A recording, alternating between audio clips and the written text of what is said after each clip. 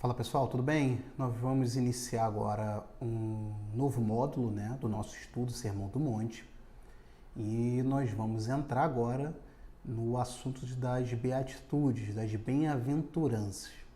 Na verdade, eu vou fazer primeiro com vocês uma introdução às bem-aventuranças e depois eu vou pegar cada uma delas e dar um parecer sobre cada uma. Lembrando que nós estamos utilizando aqueles livros, do Martyn Lloyd-Jones, do John Stott, John Wesley, Agostinho, até do Shedd. Então, vários autores e teólogos cristãos renomados, homens de Deus, e nós estamos utilizando a biografia, o livro de cada um deles, como espinha dorsal desse estudo. Então vamos iniciar agora a introdução da bem-aventurança, das beatitudes. Se você for pegar a tradução da palavra do grego Makarios, de bem-aventurado, algumas traduções no Brasil, para o português, utilizam a palavra feliz. Muitos autores não gostam dessa tradução, porque hoje em dia, no século XXI, também no século passado, a palavra feliz, felicidade, perdeu um pouco do seu significado bíblico. Por quê? Se nós formos olhar com a filosofia de hoje, do nosso tempo, o que seria uma pessoa feliz? O que traduz a felicidade para hoje? Na verdade, a felicidade, numa tradução, é como se fosse assim, um prazer, Então, quando a pessoa está em busca da felicidade, ela está em busca de prazer, de estar bem consigo mesma. E a busca do ser humano, desde quando ele caiu, desde o momento da queda, sempre foi pela felicidade. Então, quando o ser humano ele busca dinheiro, quando ele busca poder, quando ele busca prazeres sexuais e tantas outras coisas, na verdade, ele está buscando para preencher um vazio dentro dele e estar num estado de felicidade, um estado de prazer, um estado pleno. Então, quando você pergunta sobre o que seria felicidade para uma pessoa natural, uma pessoa que não é cristã, ela vai falar, não, felicidade é você estar num estado de gozo, de alegria, você sorrir, você está num estado onde você gosta de um determinado momento. Então tem algumas pessoas que veem televisão e sentem felicidade, algumas pessoas encontram isso no sexo, outras pessoas encontram isso em drogas, outras pessoas encontram isso em coisas lícitas, futebol e milhões de outros afazeres e assuntos do ser humano. Umas pessoas gostam de ficar em silêncio, gostam de ir para as montanhas, admirar a natureza. Isso para elas seria o estado de felicidade. Porém, todo estado de felicidade que o ser humano natural alega não é felicidade de fato.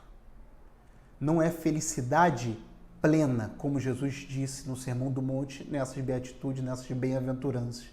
É uma felicidade passageira. É uma felicidade que não é aquilo que Jesus, que o próprio Deus projetou para o ser humano. O ser humano, ele foi criado para a glória de Deus. O ser humano, ele foi criado para adorar a Deus. Então, o ser humano, todas as coisas que ele tenta preencher nesse caminho de adorar a Deus e de ser para a glória de Deus, todas as coisas que estão na frente dele, apesar de trazerem um prazer momentâneo, não podem trazer paz, felicidade e tranquilidade para o ser humano. O ser humano, ele só consegue ter felicidade plena no centro da vontade de Deus, quando ele está fazendo aquilo pelo qual ele foi criado. O ser humano foi criado para adorar a Deus e toda vez que ele adora a Deus, seja em palavras, seja em atitudes, seja no seu próprio viver, ele está no estado feliz, no estado pleno, no estado pelo qual ele foi criado. Você pode ver quando, um exemplo, você resolve distribuir para a glória de Cristo quentinhas, cobertores para as pessoas que estão necessitadas, para as pessoas que moram na rua. Então você resolve, para a glória de Deus, não para o seu próprio ego, fazer isso. Quando você faz isso, você sai da sua casa, você sai do seu conforto, você sai da tua família daquilo que você poderia fazer para alimentar sua própria alma, o seu próprio corpo. Só que todo mundo que faz uma coisa dessa, apesar de ter esforço, sair da zona de conforto, tudo isso, a pessoa se sente feliz. Eu não estou dizendo que a pessoa está rindo à toa, mas a pessoa se sente plena. Por quê? Porque quando ela faz para a glória de Deus, ela está no centro da vontade de Deus. Até quando você ora, quando você chora por um pecado, quando você clama a Deus para Ele vir sobre a sua vida, isso é o bem-aventurado. Alguns autores resolveram traduzir o bem-aventurado por abençoado, porque é no sentido de plenitude, de ter a bênção e o favor de Deus. Lógico que a palavra no grego não é abençoado, mas traduzindo para o português e para outras línguas da nossa época, para trazer nesse sentido de que a pessoa feliz, no sentido bíblico, é uma pessoa que tem uma felicidade plena, interior, não é uma coisa exterior somente, não significa a pessoa estar rindo, mas principalmente quando ela tem o favor de Deus, está na vontade de Deus, está no centro da vontade do seu Criador. Então, quando nós analisamos a questão de bem-aventuranças, de beatitudes, nós vamos esbarrar nessa filosofia natural, nessa filosofia que perdura com o ser humano desde Adão e Eva. Que Adão e Eva comeram do fruto com o objetivo de buscar a própria satisfação, serem iguais a Deus, para buscarem a própria felicidade, aquele prazer, porque o fruto era desejável no olhar e tinha todo um atrativo, para Eva, assim como o pecado é hoje. E o ser humano ele sempre vai buscar. Tem o nome de um filme que é A Procura da Felicidade, que o Will Smith, que faz esse filme, que ele é o ator principal junto com seu filho, e ele quer dar uma vida melhor para o filho dele, todos em sã consciência querem fazer isso, e quando ele consegue um bom emprego e já inicia a carreira dele para dar uma vida melhor para o filho, ele fala, esse é o momento da minha vida que se chama felicidade. Lógico, ele estava feliz ali, mas aquilo ali é uma felicidade passageira. Aquilo ali não é uma felicidade completa em Deus. Não que o Senhor abomine esse tipo de prazer, porque ele quer mesmo que nós venhamos a alimentar nossos filhos, vivemos uma boa vida.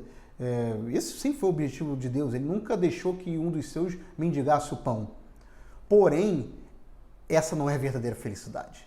Esse não é o verdadeiro estágio de felicidade, estágio pleno de felicidade em Deus. E você só encontra o estado pleno de felicidade em Deus, nunca fora dele. O A.W. Tozer, um autor conhecido do século passado, ele dizia no seu livro Homem, Habitação de Deus, que nós temos um buraco no nosso coração, espiritualmente falando, do tamanho de Deus. E que o ser humano tenta se cercar de coisas para colocar dentro desse buraco para poder saciar. Só que o ser humano não consegue, porque não tem como. Porque esse buraco é do tamanho de Deus e nós só vamos ser saciados no momento que nós encontrarmos a Deus, no momento que nós estarmos com Deus em oração, em leitura da palavra, comunhão com os irmãos. Só nesse momento, só nesse centro da vontade de Deus, que nós vamos ficar satisfeitos com aquilo que nós somos, com aquilo que nós temos e vamos ser felizes de fato.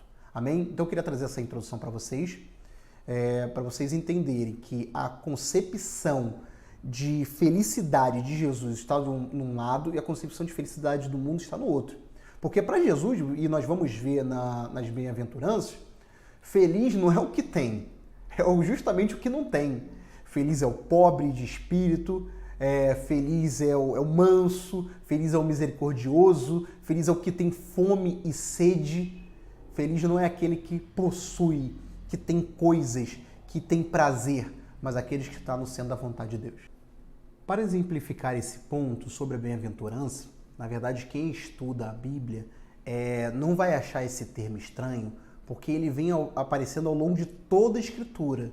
Isso tanto no Antigo Testamento quanto no Novo. Como o Sermão do Monte é localizado no Novo Testamento, lá em Mateus 5, 6 e 7, e as bem-aventuranças no Mateus, em Mateus 5, eu quero trazer como exemplo para vocês perceberem que isso já estava na cultura judaica, essa questão de bem-aventurado, de afortunado, de feliz, de abençoado. Vocês podem ver aí no slide, o primeiro versículo em Salmos 1:1, diz assim: bem-aventurado o homem que não anda no conselho dos ímpios, não se detém no caminho dos pecadores, nem se assenta na roda dos escarnecedores. E da mesma forma, lá em Salmos 32, né, ele inicia com duas bem-aventuranças. Bem-aventurado é aquele cuja iniquidade é perdoada, cujo pecado é coberto. Bem-aventurado o homem a quem o Senhor não atribui iniquidade, em cujo espírito não há dolo. Então essa linguagem no Antigo Testamento, esse bem-aventurado, era parecido com o abençoado, como eu falei anteriormente para vocês, com o afortunado. E o Antigo Testamento ele é bastante repleto, né, desse dualismo, né, entre bênção e maldição. Se você obedecer, você está trazendo bênção para você. Na desobediência, no não reconhecimento do Senhor, nosso Deus, colocar outros ídolos, você está trazendo maldição. E essa maldição acarreta para a sua vida. Então, aquele que é verdadeiramente abençoado, afortunado, aquele que está no centro da vontade de Deus é o bem-aventurado, como diz lá no Salmo 1, no Salmo 32 e principalmente em Mateus 5. Então, resumindo para vocês, não é uma linguagem que a Bíblia nunca tocou, e existem diversos outros versículos no Antigo Testamento e no Novo Testamento falando sobre o bem-aventurado, sobre o feliz, é aquele que está na vontade de Deus.